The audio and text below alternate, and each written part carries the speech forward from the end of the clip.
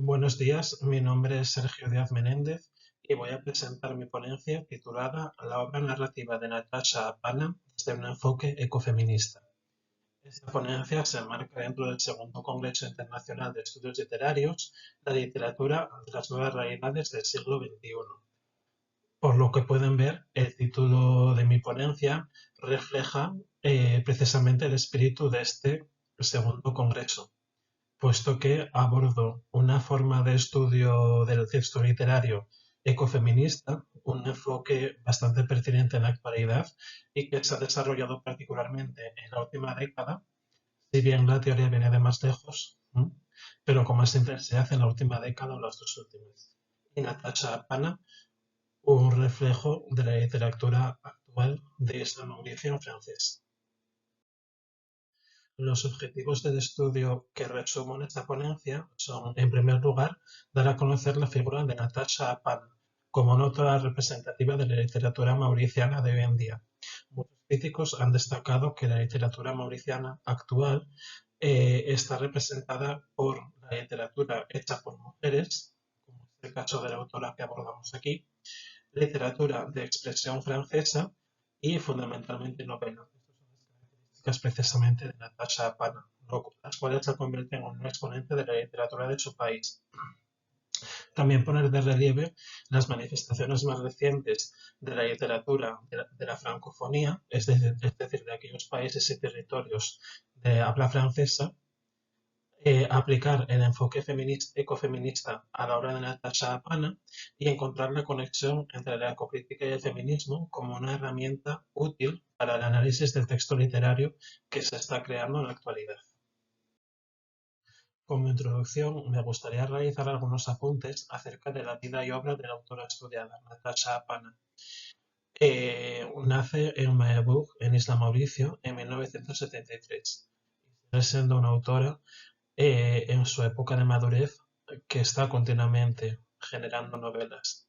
Las lenguas que habla son el hindi, el criollo mauriciano y el francés. Criollo mauriciano porque es la lengua de la comunidad en la cual se educa y francés porque es la lengua en la que escribe sus novelas. Es de herencia cultural hindú por parte de sus padres, trabajadores indios migrantes desde Mauricio, y comienza su carrera como periodista en diferentes medios, tanto mauricianos como franceses, de los cuales cabe destacar RFI, Radio France Internationale, y como dos cadenas de radio conocidas en el planeta entero. En 1998 se instala en Francia, donde continúa viviendo hoy en día, y es donde conoce la metrópoli, desde la cual escribe de y sobre Isla Mauricio y otros territorios anexos. Entre sus obras principales, sus novelas principales, encontramos la de Rocher de Poudre-d'Or, que habla sobre la inmigración india a Isla Mauricio y las condiciones de semi-esclavitud en las que vivían dichos trabajadores, donde también aplica una perspectiva de género. Blue Bay Hotel, donde habla sobre el neocolonialismo y el impacto del turismo sobre la población local y sobre el entorno natural. La Nostana, donde habla sobre la población local de estos territorios y la influencia de una madre sobre su hija y viceversa.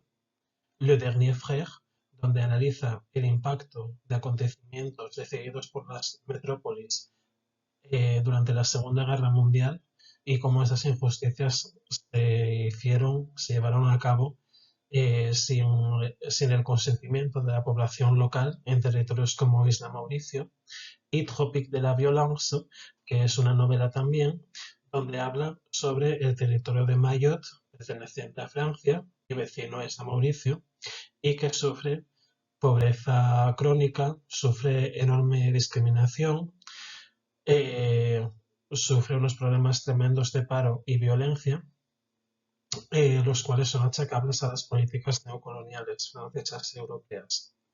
También esta isla sufre a su vez inmigración de gente aún más pobre todavía, eh, como las Islas Comores. Este estudio se llevará a cabo desde un enfoque ecofeminista que sostenemos a través de diversas fuentes como la siguiente, la de Pascual Rodríguez y Herrero López de 2010, donde hablan sobre el origen de la cultura ecofeminista como una respuesta al patriarcado.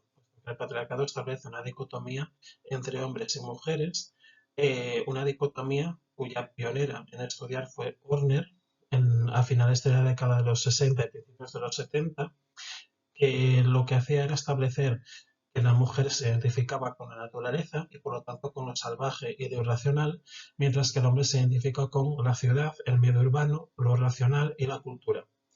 Este régimen se deconstruye al caer esa dicotomía naturaleza-ciudad, puesto que la naturaleza es fuente primordial de cultura y por lo tanto el enfoque ecofeminista clama contra ese final de la discriminación y contra ese final de una ética de la dominación, igual que el marxismo en su día abogó por el final de la opresión de la clase trabajadora o el feminismo contra la opresión ejercida por el patriarcado. El ecofeminismo combina la reivindicación contra el patriarcado y contra la destrucción del medio natural. La siguiente fuente es la Guerre del ámbito francés, ya un poco más avanzada en el tiempo, de 2014, que da por hecho ese final de la dicotomía entre naturaleza y entre medio rural y medio urbano, entre la identificación de la mujer con la naturaleza y del hombre con la cultura y por lo tanto la razón, y habla sobre lo irracional de muchas de esas decisiones, ¿no? Aparentemente dotadas de cultura, dotadas de urbanismo, ¿no? De urbanidad. Sin embargo, eh, en la naturaleza yacen algunos de los elementos fundamentales para ese desarrollo y sobre todo para unos principios éticos a la altura del siglo XXI, como son los cuidados, la ética de los cuidados hacia nuestros semejantes, un ecofeminismo tanto social como político, que acabe con las dominaciones, que acabe con las políticas neocoloniales que perjudican a la población local y al entorno en el que vive, y cómo, por lo tanto, el ecofeminismo se construye como una respuesta a la ética del neocolonialismo. Por último, y ya acercándonos más a la actualidad, me gustaría reivindicar este pasaje de Díaz Esteve de 2019, donde vuelve a incidir en ese final del ser humano visto como autónomo, racional y todopoderoso, puesto que la autonomía viene dada en muchos casos por el yugo bajo el que vivían las mujeres, ¿no? Y desde el cual tenían que sostener el bienestar de esos hombres a los que se consideraba tan autónomos y racionales. Lo racional que se convierte en irracional cuando se destruye el medio natural y por lo tanto a las poblaciones humanas y no humanas de los lugares que lo habitan. Todopoderoso, pues tampoco, ese concepto está deconstruido, puesto que la naturaleza, como estamos viendo con muchos acontecimientos de la emergencia climática, va a ser siempre más poderosa que el hombre. Con lo cual el ecofeminismo, y esto es muy importante, propone soluciones para estos problemas, tanto de patriarcado como de dominación por neocolonialismo o de políticas que destruyen el medio ambiente. Lo que propone es una visión mucho más comprensiva de todos estos problemas, ¿no? Y que incluya muchas más variables y una relación con el medio ambiente basada en la ética y en el respeto. En cuanto a los resultados encontrados, voy a centrarme en dos de las novelas, ya que si no nos saldríamos del formato de ponencia, de la longitud de este formato de este congreso, ¿no? Voy a centrarme en dos novelas que son Tropique de la Violence y Le Dernier Frère. Entonces empiezo abordando un poco resultados obtenidos con el estudio de Tropique de la Violence. En este primer párrafo, je ne me souviens pas de toute ma vie, car ici ne subsiste que le bord des choses et les bruits de ce qui n'est plus. Je me souviens de ça. J'ai 23 ans et le train arrive, bleu et sale. Je quitte la vallée de mon enfance où j'ai été une petite chose faible et perdue, écrasée par les montagnes. En este párrafo se puede ver precisamente cómo la identidad de Marie, la protagonista de la novela, está marcada por ese paraje natural que la vio nacer y crecer de Francia, ¿no? Y cómo se desplaza al territorio de Mayotte, que sigue siendo Francia, pero un territorio de ultramar, muy tocado por estas políticas neocoloniales, eh, con una serie de problemas que volverían incluso loca, entre comillas, según lo que ella piensa, a su madre. Y sufren ese ataque de desarraigo, ¿no? Del mal del país, como se dice en francés. Y por ello una de las salidas que encuentran para mantener el equilibrio es escuchar a Barbara, ¿no? La gran cantante francesa. En el extracto siguiente se habla de la llegada de Marie, es la protagonista, a Mayotte. Dice, j'ai 28 ans et je vis à Mayotte, une île française nichée dans le canal du Mozambique. ¿Mm? Hace mucho hincapié en eso, es una pequeña isla francesa, pero en el canal de Mozambique, luego muy lejano. Nous louons le premier étage d'une maison dans la commune de Parsimenti. ¿Mm? Tienen que alquilar un piso de una casa para vivir. Je travaille comme infirmière de nuit, o c'est cher, es decir, como empieza trabajando como enfermera, ¿no? Por lo cual es el destino de muchos trabajadores públicos en Francia, ¿no? Tener que comenzar trabajando en los territorios de ultramar y ahí descubre, bueno, pues una Francia muy distinta a la europea metropolitana. Je descends la côte et je sais que la petite fille m'attend. Elle est rouge de poussière. Ses pieds et ses mains sont épais comme ceux des ouvriers. Ses cheveux sales et gris. Elle m'attend en souriant. Esta niña la que describe pues es precisamente esa imagen de la pobreza y de la discriminación. Las ansias de cuidado de Marie se ven satisfechas cuando cumple 34 años y adopta a un niño de una mujer pobre al que llama Moisés, con las implicaciones religiosas que tiene este nombre. J'ai 34 ans et il faut me croire quand j'ai dit que je suis la maman d'un garçon appelé Moïse. Su madre se la había entregado porque no tenía los medios para cuidarlo. Eh, y bueno, pues habla precisamente de esa ética de los cuidados, ¿no? Je nourris le petit, je l'ai lavé, je l'ai habillé, lo alimenté, lo lavé, lo vestí. Y la otra novela, bien diferente, Le Dernier Frère, habla de una situación pasada, se marca en la Segunda Guerra Mundial.